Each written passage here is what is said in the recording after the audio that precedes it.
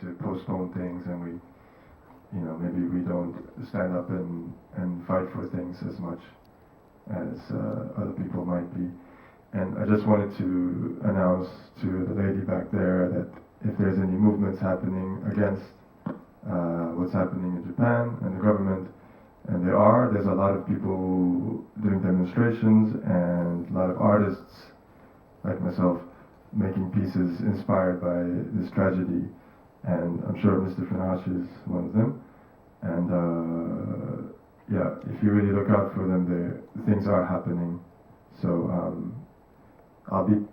if anybody's interested, there's a demonstration on March 7th, Brandenburger Tor, with the Fukushima folk dance march to demonstrate against nuclear power in Japan and the world. And also February 27th, there's a performance at Hal Eins. I'll give you the flyers if you're interested. But I think it's really important that many people express themselves and not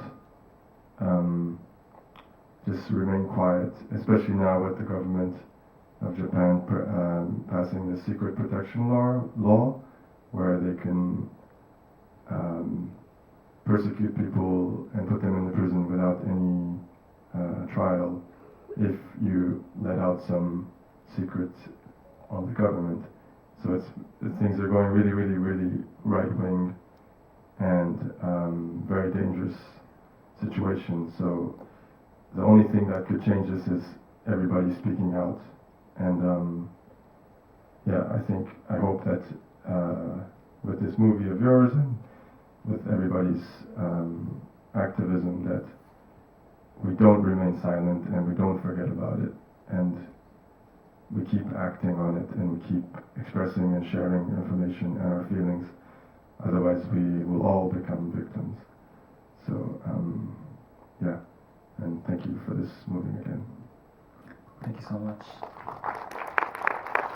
Yes, and there's something that artists can do in this very difficult time, which is enhance this ability of imagining the pains of others.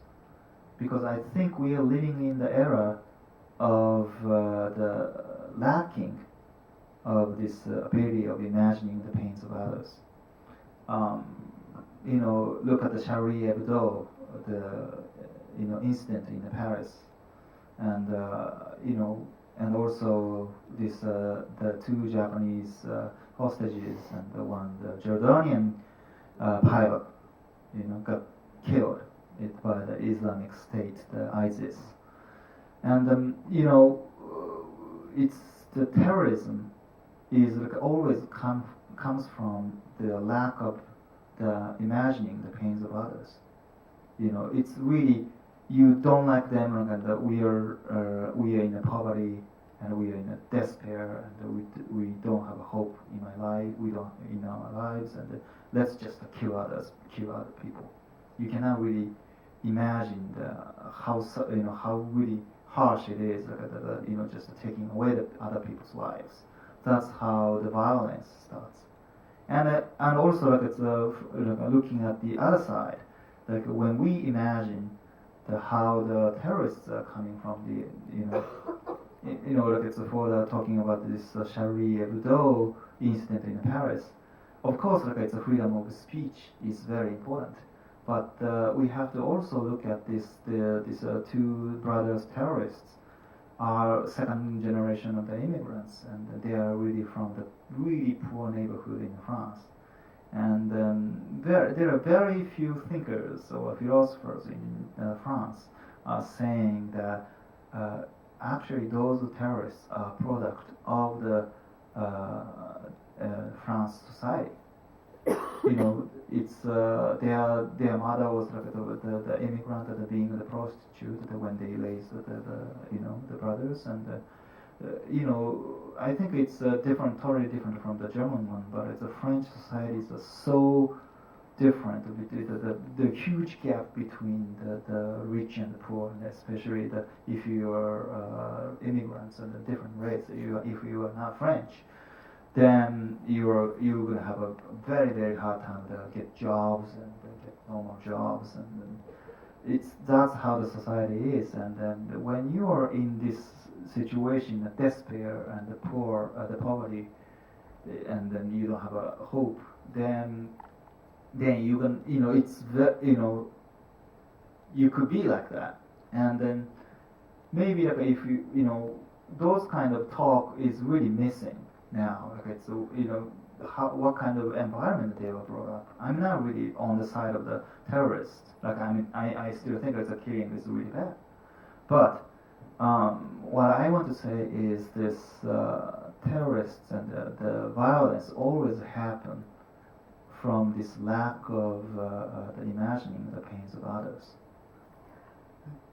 And it's really it's the same thing as there's a huge thing like the common with nuclear energy, because nuclear energy is like as I said, like it's just weighing the huge the risk to the people who live in the rural part of it, and then you just live without feeling that, I think. Okay, go ahead.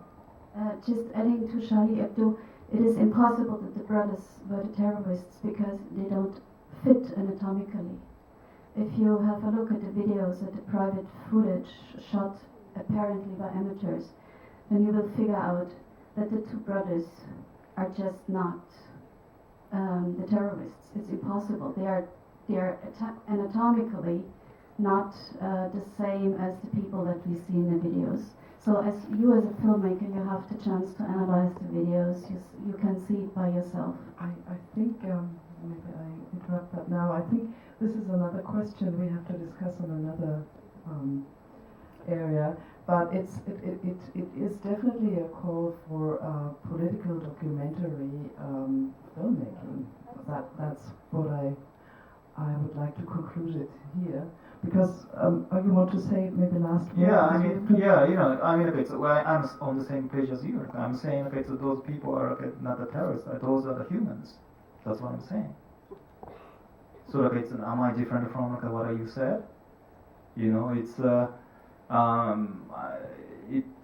but it's that's all I'm saying. It's the when we just criticize the others, then trying to categorize people as a terrorists, there is something missing all the time. You just imagine you lack the imagining what kind of environment that they brought up and what kind of the conditions they came from. And that's what I want to say. And also, the point I really want to make is this: it's one thing in common is that when it's the problem, the issues are really far. The people get easily become opinionated and then just don't feel maybe it's feelingless.